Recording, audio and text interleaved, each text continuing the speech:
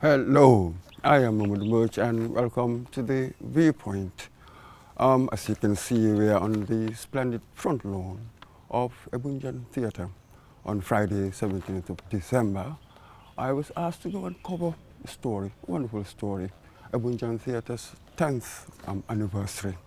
So we came, but before I got here, I looked at the name of the guest speaker and the name wasn't familiar, and I decided to Google it up.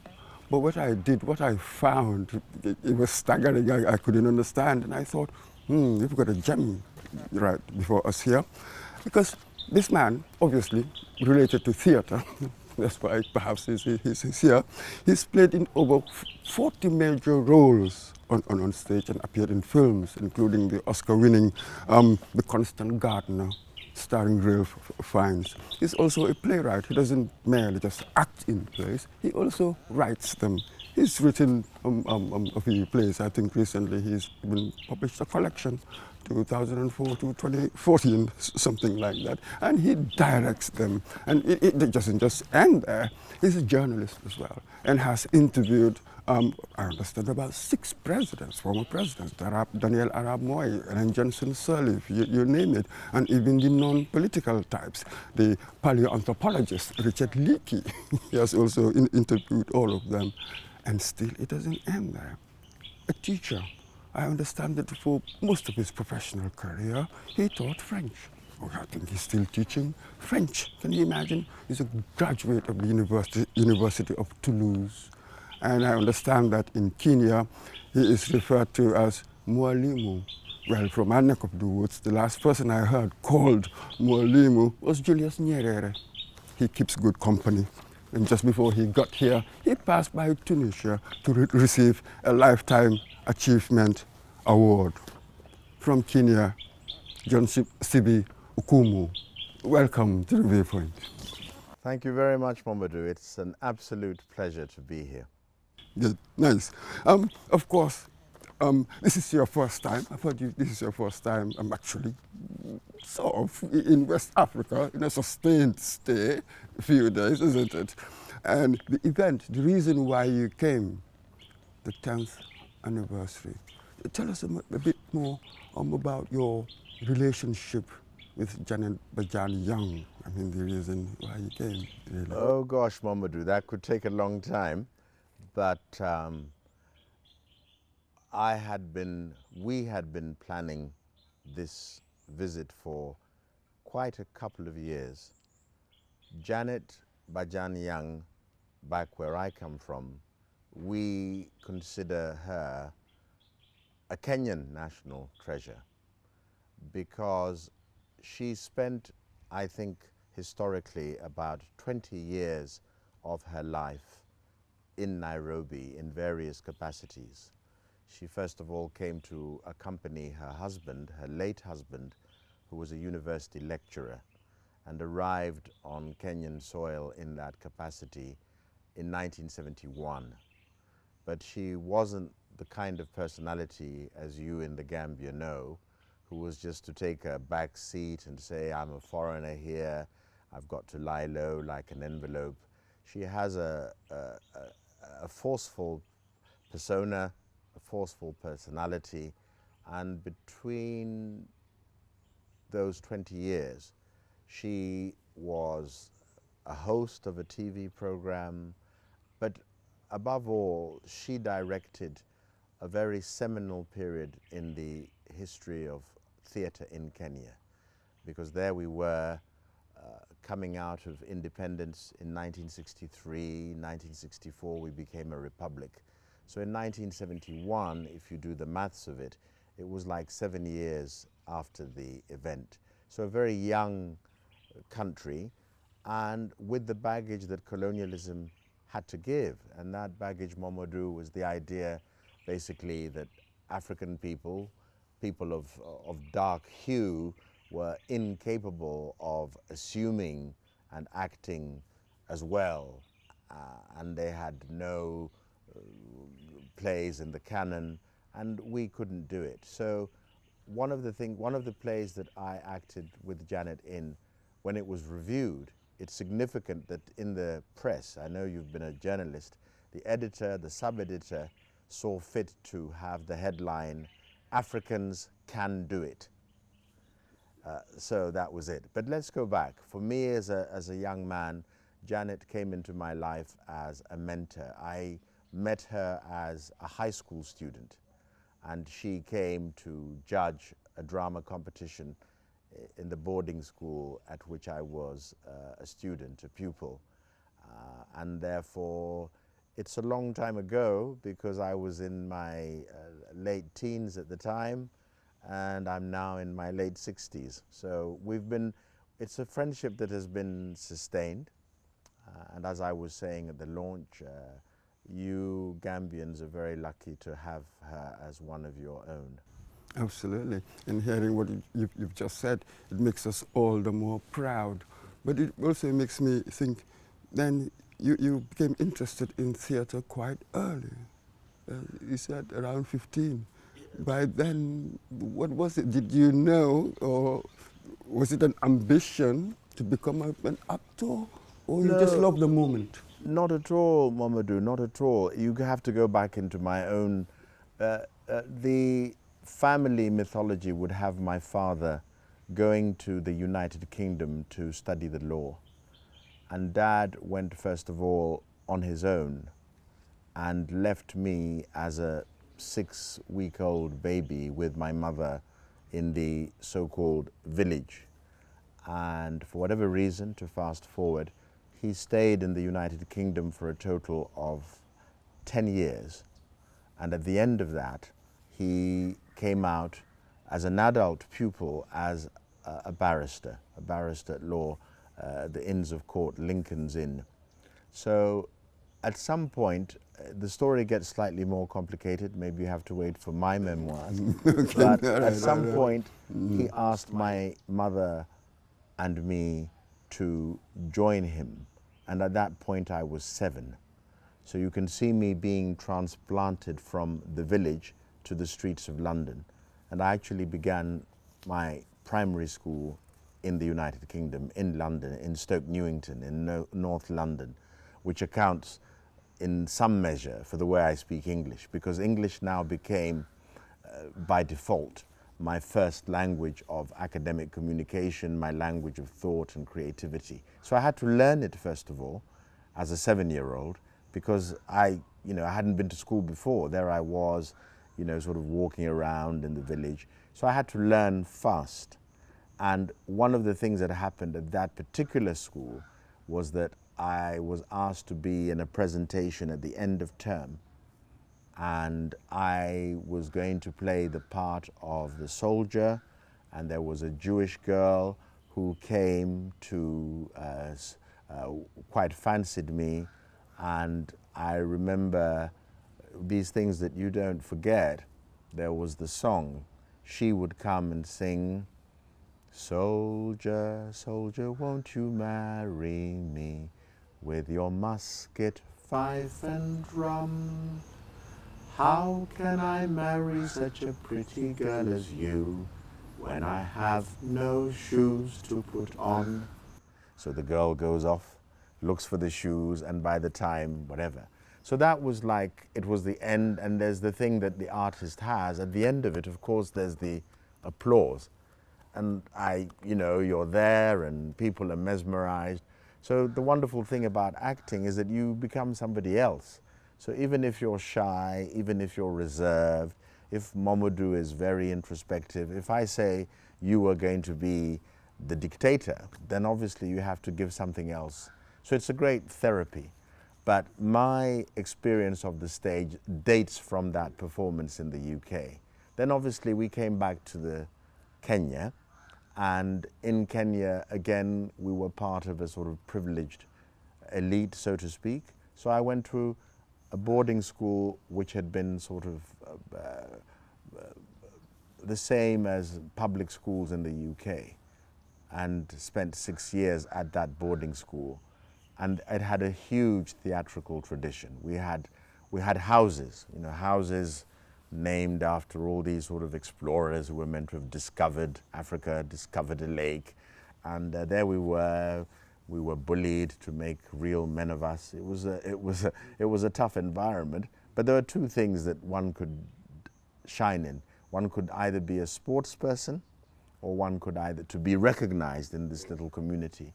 So I established a reputation amongst my peers as the debater, the orator, the lead in the school. And then when I left school, when I had finished the 6-year high school in 1973, I made a bit of history by being in a black and white production of Romeo and Juliet. So I was Romeo and Juliet was a white English girl, which again in 1973 was a big deal because, you know, black man kissing white girl on stage, it wasn't quite it. But that was the baptism of fire. And then 2 years later, there was a Ghanaian gentleman called Joseph de Graft, Joe de Graft, who's mentioned in Maya Angelou's I Know Why the Caged Bird Sings. And Joe de Graft came again to Kenya as a lecturer, and he wrote a seminal play called Muntu. Muntu, the father of all humanity, of all mankind, the father of Africa, whose various children went out and gave the history of the continent. So the first son stayed in the village, the second son went to military college at Sandhurst, the third son was a priest, the daughter, very predictable. So the second son comes back from college and shoots the first son, establishes a dictatorial government, and this was the story of the continent. It was a set book for a while before it was banned, because things like that got to be banned.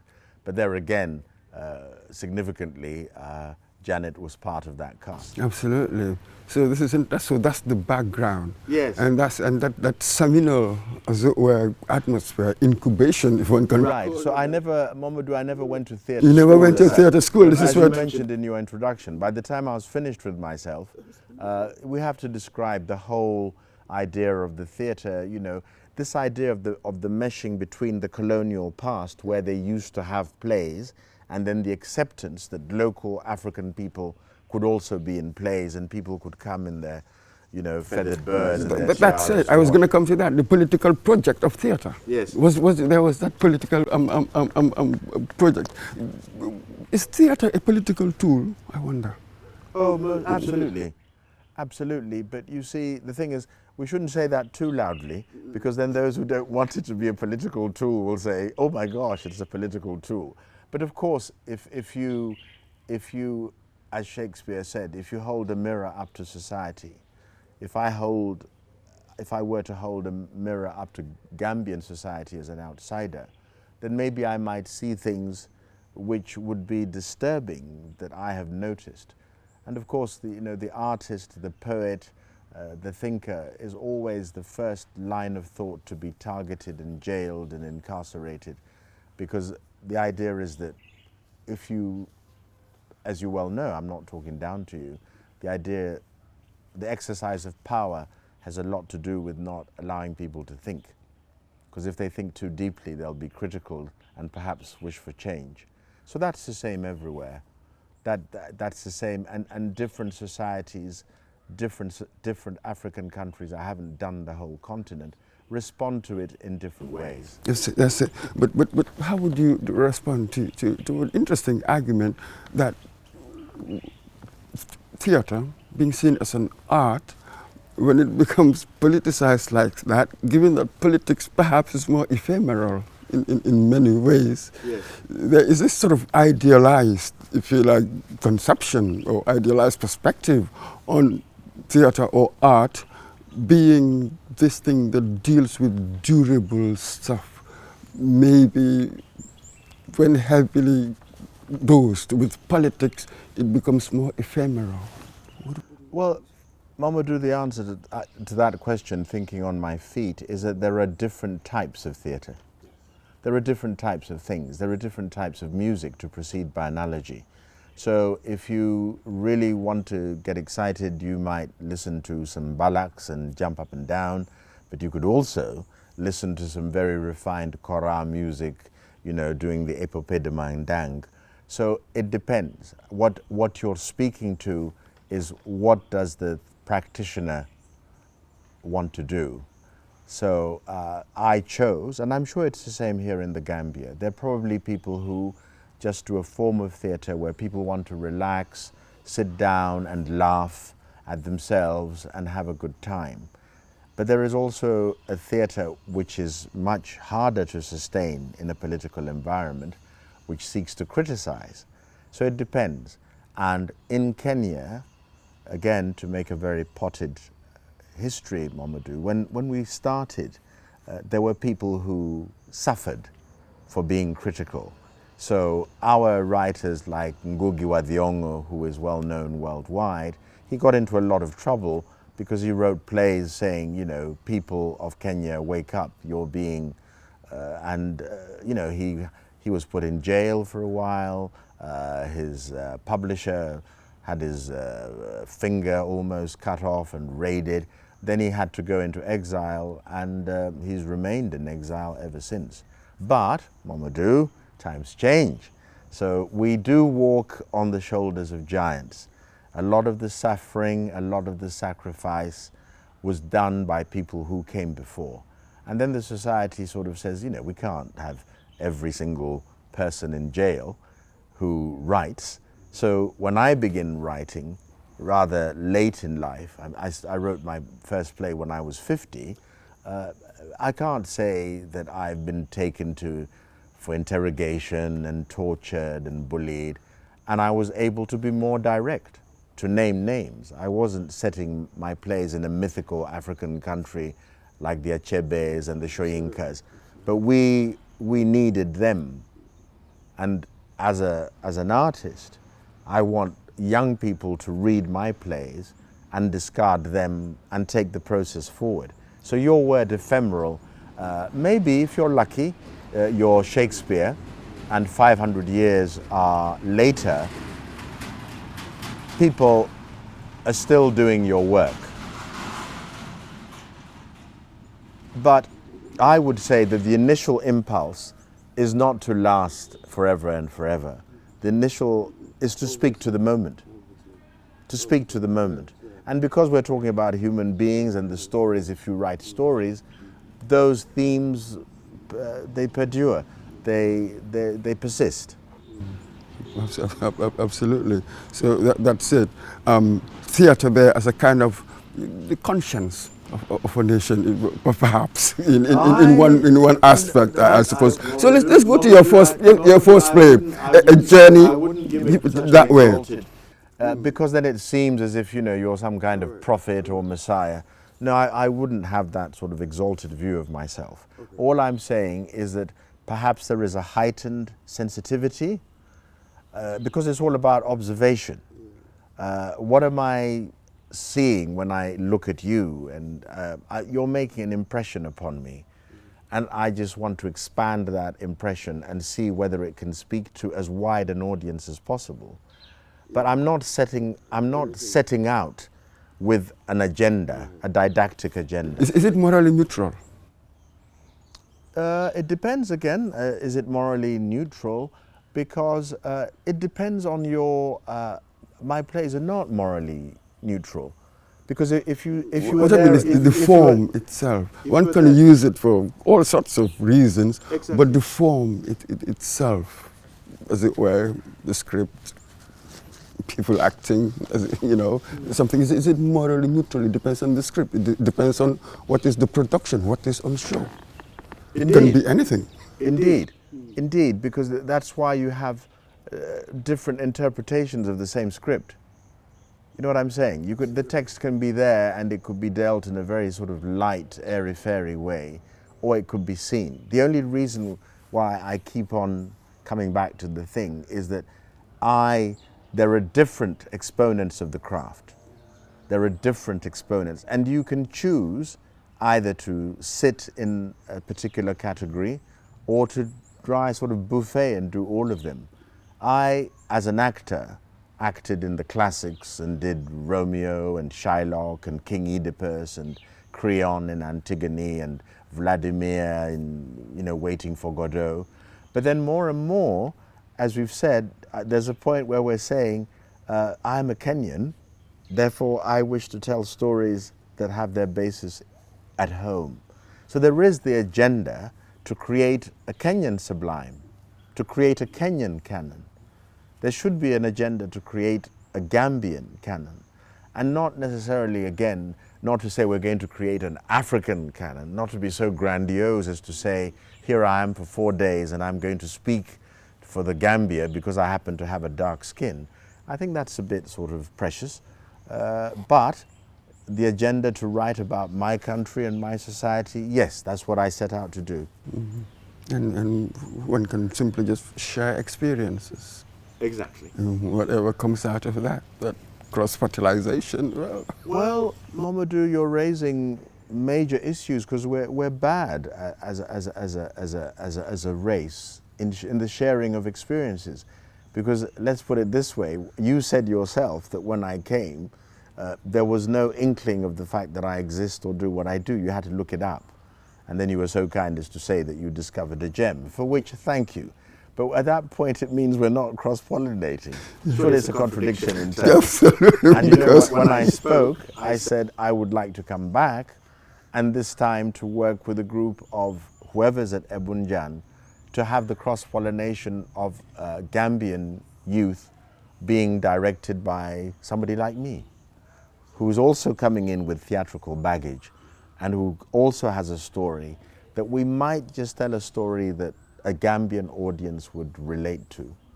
Not necessarily, but we'd have to choose, because you have to respond. You see, like when they had the excerpt from Janet Young's play, when the Imam came at some point and said, let us be one, let us be united, let us get rid of the hatred, let us get rid of the ethnicity and the tribalism, it must have spoken to a Gambian audience. But we have our ethnicity, we have our tribalism. So if I substituted Jola and Wolof for, I won't name tribal names because then it's like giving it the oxygen of publicity, but we have, Kenyans would understand, they could relate to that play if it traveled. But then you have the logistics, Africa, my Africa. It took me a long, circuitous way to get to the Gambia. It's difficult to, so the history of division that we've created, I'm sort of struck by the fact that you have the Gambia and you have Senegal, and the history has put the same people in the same group, in the same geographical area. And there's a great nationalistic fervor. I'm Gambian, I'm Senegalese. Not good, but that seems to be what is. Absolutely. So, from the acting, you moved on to journalism. I was, well, perhaps doing all of it simultaneously. Yes. But I was struck by the number of presidents you interviewed. I want to focus on that. That was interesting. Did you get sort of like any overarching judgment of what these sort of leaders?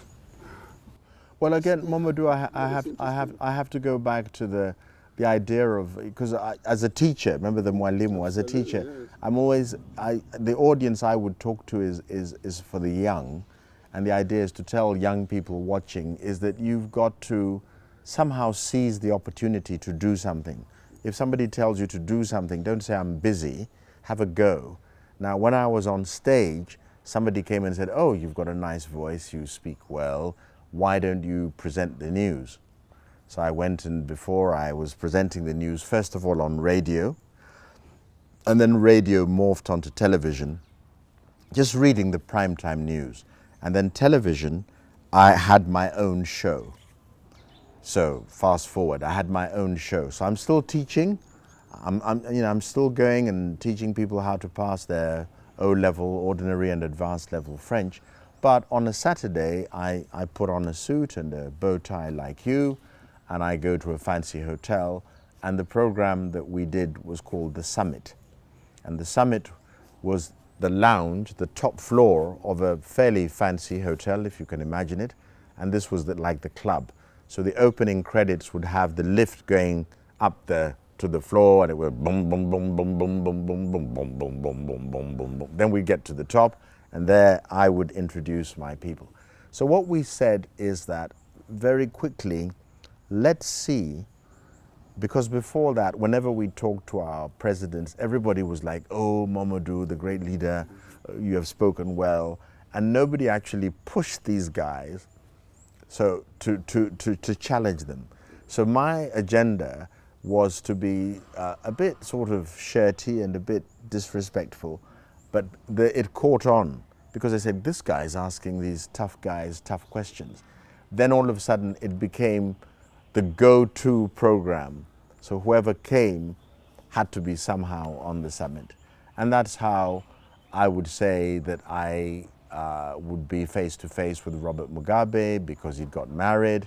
He came to have a honeymoon in Kenya and we caught up with him. Ellen Johnson Sirleaf, before she was president, was working for the UN, and before she became president, and she was running a big thing. Richard Leakey was who he was. So we just tried to, but because of the kudos of the program, these guys came on, and they, you know, so one president was succeeded by the other. I have to disappoint you. I have to disappoint you about the value judgments. I think when you encounter an individual as a human being, they go beyond the trite definitions as dictator and whatever. So I must say that when I interviewed my own president, Daniel Arap Moi, when I interviewed Robert Mugabe, I did not come away with the impression that these were horrible dictatorial men. I had a great deal of respect for them. And as human beings, the vibe that I got, I must say I quite like them. Yeah, So you know what I'm saying? So I know that's the wrong answer. I meant to say, you know. You know, there's no right answer or wrong answer. There's just your answer. I mean, when you say what you feel, isn't it? Robert Mugabe, for example, a superb intellect, a thinking brain, a clever man, with a way with words. And you know what I'm saying? That I sort of said, let me be strident with this man. So I think we always had a plan. So I said I would say Tinatenda Siabonga. That was the greeting, and I said I want to talk to you as I would to my own father, because the age is like the same. So this is a father-son conversation. And I would say to you, Dad, you fought for independence, but now people would say that you and your leadership haven't got rid of the white colonial, that the white leader is actually worse. You should bring back the white man because you've taken the system back. Now for a president, that's a pretty tough question. But Mugabe, if you look at the footage, because it's there, he didn't flinch. He said, no. And then he explained. He explained the idea that there were sanctions being put on the country, that there were people who were making it impossible for the economy to operate. And then you saw him in a different light. There were people who were arming his enemies to get rid of him because he wanted. The whole thing became slightly more interesting. But I wonder afterwards, after all of this, the whole experience, I wonder if did it sort of reevaluate how you looked at politics? Did it have any impact on that experience, on your own views on politics? I wonder. Well, I'm trying to suggest, Mamadou, that I came away with the feeling that leadership is tough. It's tough to lead a country of 40, 50 million people with 25, 50, 200 different ethnic groups. You know what I'm saying? If I become the boss, am I going to choose my cousin or my brother to be looking after me at State House? Or am I going to choose somebody who comes from 300 miles away and might poison me at breakfast? So let's not be, and that's why I think leaders can try to put across a message of unity, but you know, we all have our friends, and those are the people we keep, those who are on our side close to us. So I am not into the trite dismissal of African leadership as having failed and they're the way. It's too easy a theory. for me. Absolutely, it's really quite interesting there. So knowing that, I mean, I've heard you in one of your interviews. I think you're more philosophical about the situation. We are where we are because really, when you think about it, we all had our independence in the 60s, and in the life of a nation, what is 50 years? What is 60 years? And that sort of thing. In the life of, a human being, yes, exactly. Yes, you know. See, the thing is, I'm older than Kenya. Absolutely. I'm older than my country, and I'm not that wise. I mean, there's a modicum of wisdom, but you know what I'm saying. I absolutely understand, but this is the key for me as a journalist. Knowing this, having this background, how do you think we should approach journalism in a more productive way, in a mature way? Because I think when you understand these antecedents, this background, perhaps that might twig the way we do journalism, that will be more productive for us, as it were. Is there, can one put it in such a way, as it were? One can, but we're looking for the Garden of Eden, we're looking for nirvana. In the best of all possible worlds, one of the keys is to allow as many different voices to be heard as possible journalistically, so that the cream will rise to the top.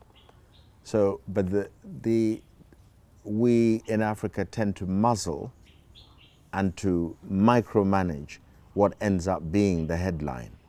So, for example, in Kenya, we're waiting for elections next year in August.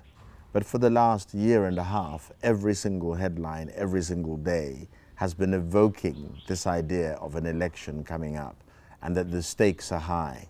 So already, mentally, you're preparing the people to be in a state of constant stress, waiting for this mythical date of the general election, which is going to pit Momodu against John. And then today's headline, Momodu says John is an idiot.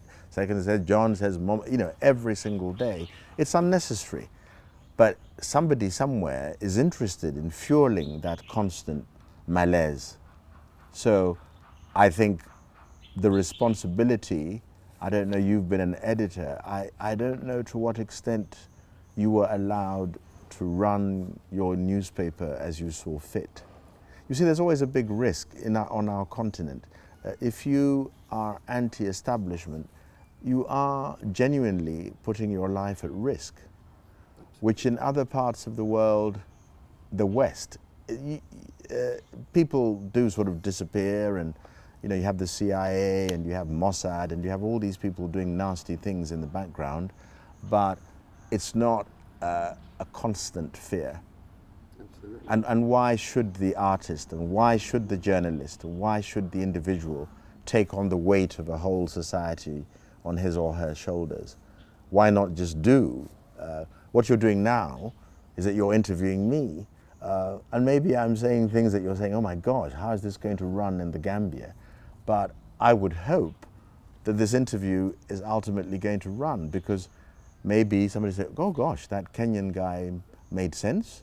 Or they also have the right to say, I disliked him intensely. And it's that whole Voltairean thing of defending to the death my right to express my views, which is at the core, and which is what we should work towards. Absolutely, I'm completely open. Quite interesting that recently we had conversation with the observation mission here, and some of them are quite worried that the media outlets, they are in favor of one party or another and the like. And perhaps, but the response here, just as you sort of mentioned here, you've also indicated that, is that, well, you've got, after our former president, you've got this multiplicity of voices emerging. Right. So perhaps some would support A, another bunch would support B, another C, another D, another E. Exactly. So in the end, this is really the marketplace. This is really what democracy looks like. Exactly. So the didacticism, here we tend to be more didactic, be it art, be it whatever, it's here to teach us something. So even journalism, it appears that it's becoming infected, I think, with the didacticism, as it were. Right. Which I think, you're saying the same thing. About the theatre as well. There's a link that said, down with didacticism. And the other thing, again, for the journalist, is to try and create a persona in the public eye where you don't take sides. So I've tried very hard throughout in all my interviews for people to feel that I'm asking the obvious questions, but I'm not taking sides, because I want people to decide. You know, if I ask you, where did you get the money to buy your bow tie when they cost, you know, 50,000 dalasi?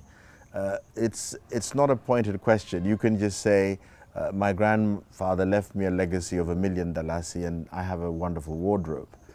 But you see, the thing is, I should be able to ask the next guest. I guess it's difficult in the African context to choose people to back, because again, from the artist's point of view, we have made material wealth and power and money the thing which the society at large most respects. So the society at large doesn't respect the poet, the thinker, the musician.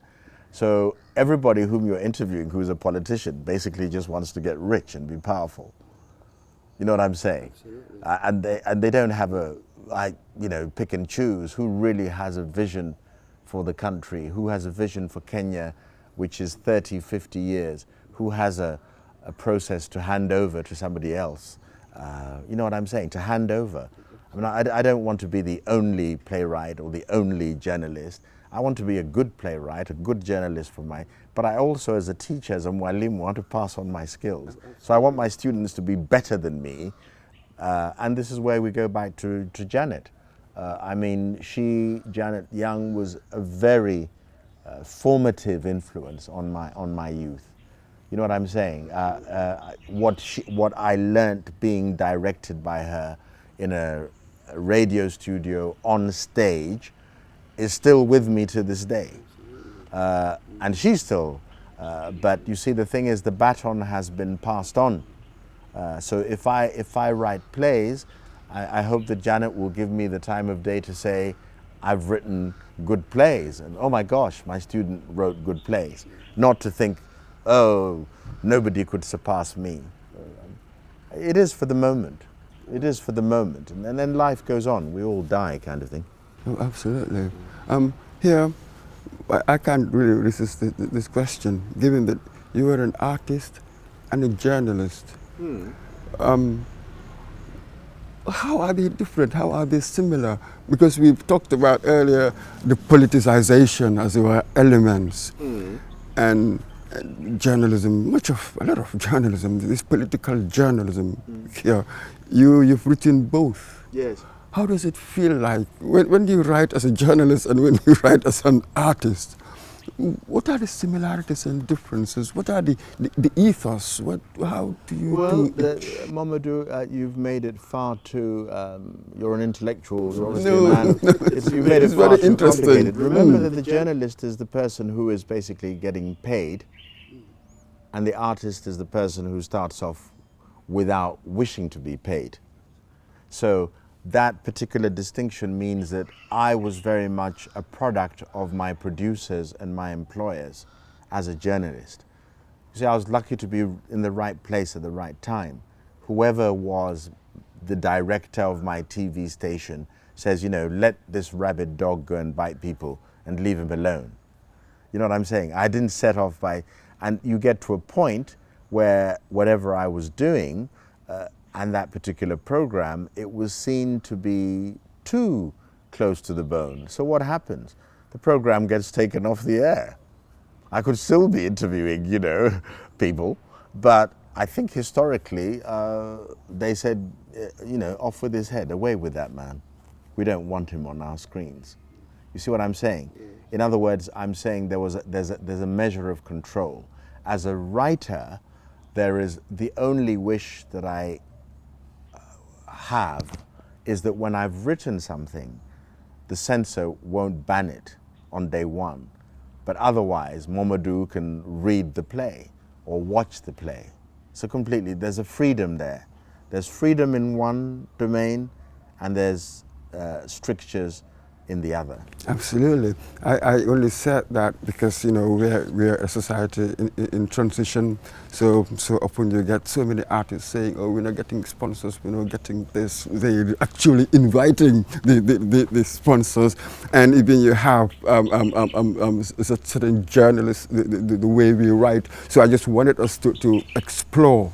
Sometimes you see certain art, it seems like journalism, if you know what I mean. They're trying to sell one idea or another, if you know what I mean. So that was why I just wanted us to explore that space between that artistic sort of independence, a certain independence of soul, if one can put it that way, in the art, freedom, and this journalism that is paid for, controlled to some extent, and the like, two different activities. Totally.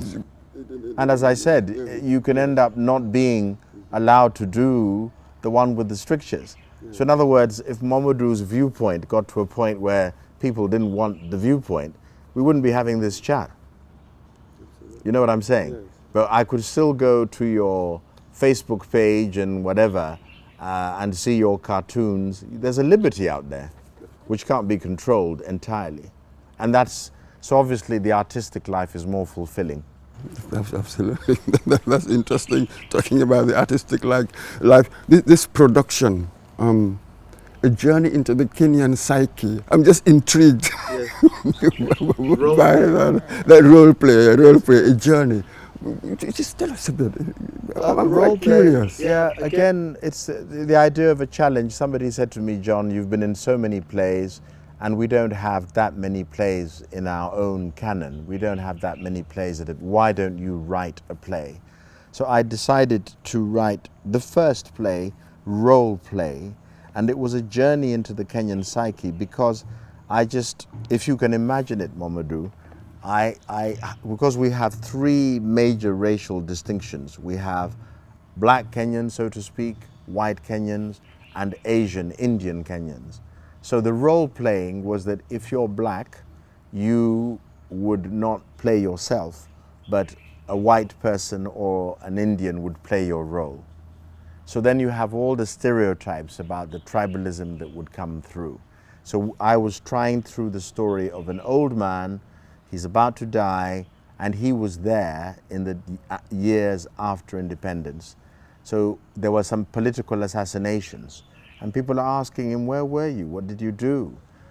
What happened at this particular time? What was your role? Momodu, you said you were editing a newspaper. What were you doing, in this particular? But the thing is that because the journey into the psyche is that people are playing against their own racial type. Now, there have been other productions of the play where we couldn't get a white person and a yellow person and whatever, and all the actors were quote-unquote black. They were African of dark hue. So the initial premise of it worked well, but before it was really biting to see, for example, in 1982 we had an attempted coup in Kenya, and the South Asian society was really targeted as the people who were controllers of the economy. So nasty things happened to them in that 24-hour period when the coup was. Everybody dashed off to find a South Asian and Indian, and nasty things happened. I wouldn't try to evoke them, but let us just say nasty things. So we have a character in the play who is South Asian, who remembers the raid into the father's shop when that day was happening. And she says, this was the most awful thing in my life. But the character who is pretending to be an Indian at that particular moment is a black actress. Do you see what I'm saying? So it's like the whole idea of my putting myself into your shoes, that's the image. Now, you know what you did to me? Let me act what you did to me to you. How do you feel?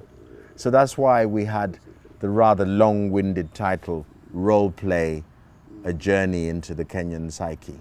Then I followed it up with the play, which I thought would be a mistaken identity, where somebody is the spitting image of the president. You look just like the president, but you happen to be a full-time thief. You're a criminal with a gang.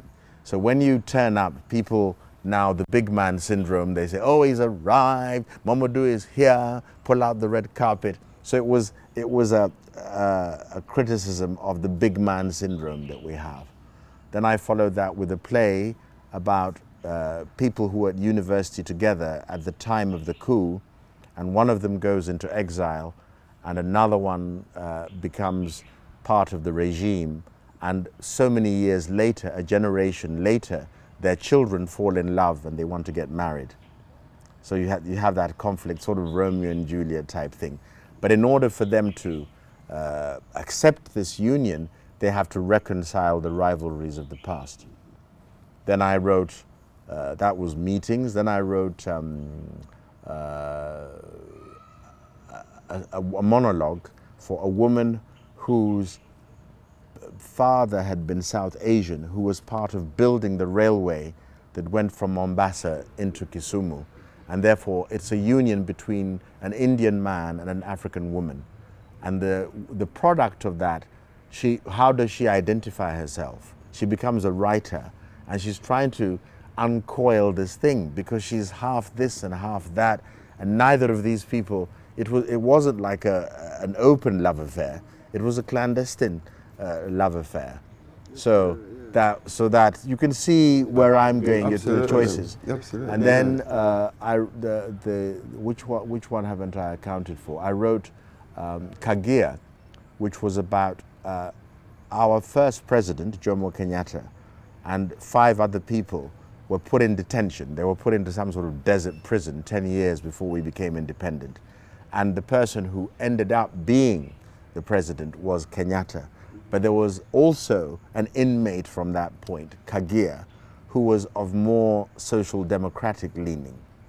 So you have this fight between the person who said the greatest good is capitalism to make us, and the person who is saying. So I'm asking the question, not giving the answer, is where would Kenya be if Kagia had been the guy who became president? Absolutely. The counterfactual. Exactly. Absolutely. So here it's like, yeah, that's my kind of. Absolutely. I'm upending sort of stereotypes, if one can put it that way. And it's the very last one is that Mamadou is we had a constitution, a new constitution, because these things happen everywhere in Africa. Our new constitution was in 2010, and I wrote a play for radio where an ambassador invites the intelligentsia, 6 people for dinner, just to find out what's happening in the Gambia. Mamadou, you do Viewpoint, come for dinner.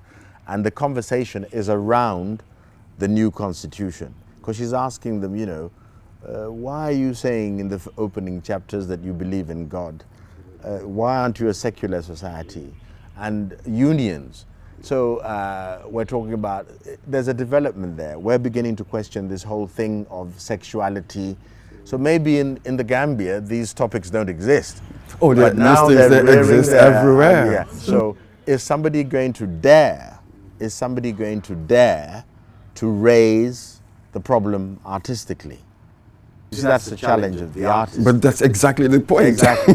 But now maybe if we did that particular debate and I brought it to the Gambia in 2021, December, I wonder now whether, well, I do know that in Kenya, for example, the whole idea of homosexuality is absolutely, nobody goes there. Oh, absolutely. But, Yeah, but this is the key. And I don't it's the same here. Yeah, and I don't know whether I wouldn't dare to go there because it would be banned. This is it. But banned. Absolutely. But this is the key, isn't it?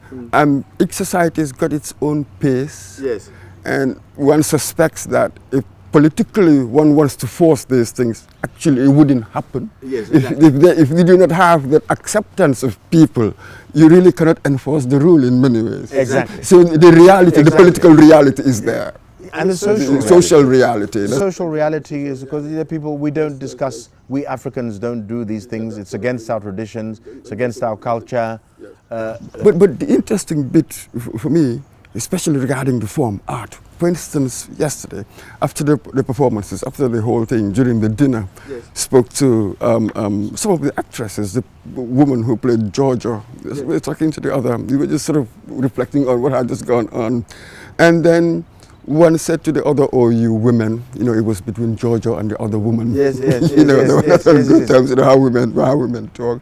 And so we were saying, what was that? Are women actually like that? You see, it's almost like theater allows you to reflect on things. Yes. It allows you to think about things. Yes. I suppose this is really the value. Maybe Yes. this is how Exactly. art Yes. and literature and that sort of thing It creates gives you- the it gives- identity it of gives- of people. It gives you, yes, it gives you a question mark, a series of question marks, and find the answer for now, which might not be the same answer 20 years from now. Absolutely, because you see, I tend to think, this is how I contrast, for instance, Senghor and Kwame Nkrumah. This is my crude, as it were, distinction. I think that Senghor focused more on the arts, for the decolonization. I think that was the linchpin. Yes. And I suspect that Nkrumah more on politics, Yes. slightly different, you know, interlinked obviously, but slightly different. But I think that perhaps that sort of, it's going to be through art Yes. that the new African that we've always wanted, that was supposed to go with the new independence, Yes. but we are working on the new African. I think maybe art has a crucial role to play in that. What do you think? I agree with Far you. more than politics. I think politics is just I something that agree with comes you. afterwards. I agree with you entirely. But that is like, as a member of a religion who thinks that art is paramount. You know, that there are societies and there's an active movement now to sort of like stifle artistic expression in Kenya, where at the university, literature is not a big deal to study. I need some water. Yeah, there is a movement. I'm not saying that everything is ideal where we are, but yes, I believe that. Absolutely. We're coming towards the end. I'm sorry there. I suppose the first question everybody asks you, maybe you should have asked in the beginning, your first impressions of this country. This is your first time. When you look around, interact, any impressions, any takeaways, you know, any peculiarities, patterns? Mamadou, as an African, when you travel to the Africa that you do, the overriding impression, pardon me, is why do we create so many divisions amongst us? Absolutely. The whole But let me just sort of interject here. Yeah. I remember going to Ghana. Within a few days, I thought that, a lot of people are born again. Sort of, it just hits you. Yes. Just this sort of first impression. We are so similar in so many ways. Yes. But again, there are certain distinctivenesses. There are certain things that perhaps I would identify any. I haven't noticed the distinctions. I think That's that very interesting. Yeah, Yes. I think that Africans should make more of an effort, because the whole world views Africa as a country. The European says, I went on holiday to Africa. They never say I went to the Gambia. They never say I went to Kenya, which is a strength. We should find that within our differences, we recognize our commonalities. That's a dream for me. So for the Gambia, I haven't seen anything that makes Mamadou and the conversation that we're having any different to a conversation I'd have back home. I haven't seen, okay, there's more color in the way people dress. The cuisine, I dare say, is much more appealing in the sense that it's much more elaborate and spicy. I think I would like to live and eat here more. I think you do wonderful things with that. But Mamadou, just how many things can one do in 4 days? Absolutely.